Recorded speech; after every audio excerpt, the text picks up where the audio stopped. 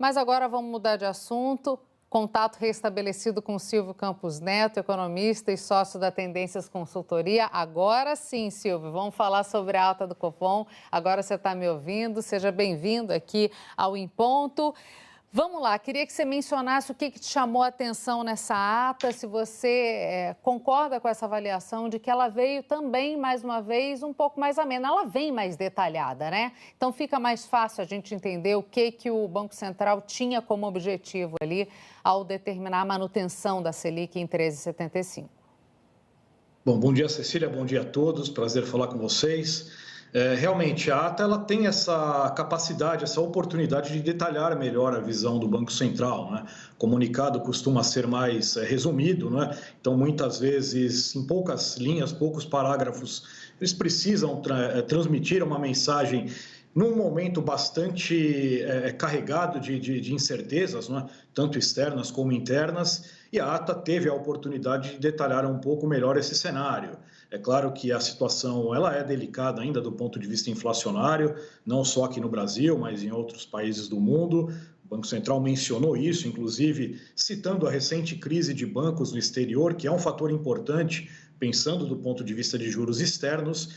E internamente o Banco Central reiterou, né, os fatores de risco, o fato de que as expectativas de inflação estão ainda muito desancoradas, mas que, por outro lado, há alguns fatores que podem contribuir nessa queda da inflação. Atividade desacelerando, os riscos maiores ao crédito, claro, tudo isso já como efeito do aperto monetário, o objetivo efetivamente é esse, mas em relação à questão fiscal, colocando, né, os aspectos que ainda estão não estão claros, na verdade, em relação ao arcabouço fiscal, mas fazendo esse aceno, né, de que há algumas iniciativas por parte do governo para encaminhar essa questão, mas, claro, a partir apenas da apresentação do arcabouço e de sua aprovação é que o Banco Central terá elementos mais concretos para tomar as suas decisões.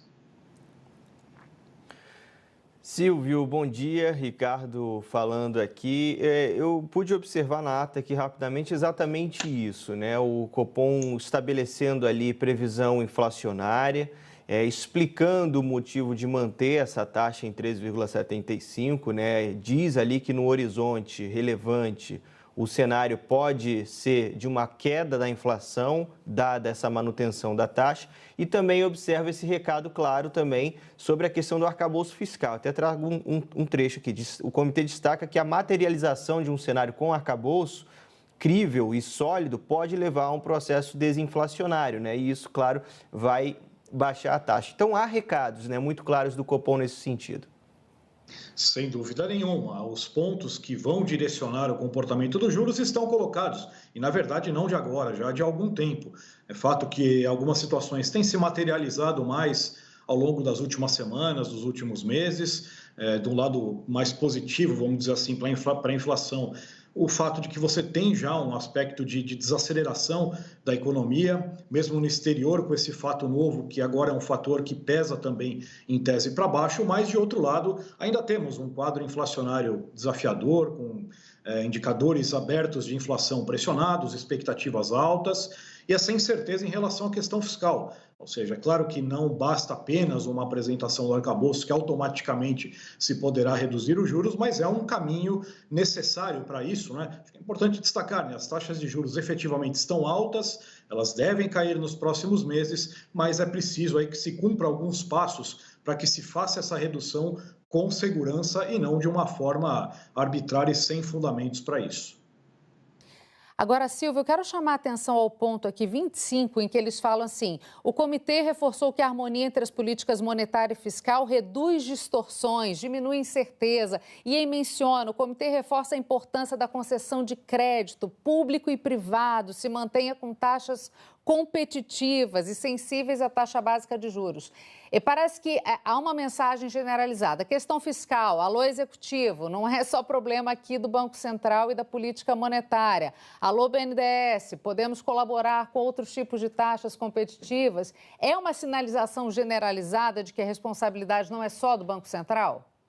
Sem dúvida nenhuma. Como sabemos, né, o controle da inflação não é, claro que é a finalidade do Banco Central, não é? A tarefa em si cabe ao Banco Central executar a política monetária necessária para manter a inflação de acordo com as metas, mas é fato que uma boa coordenação com a política fiscal e parafiscal é importante para que você consiga atingir esse objetivo com uma política monetária menos apertada do que temos.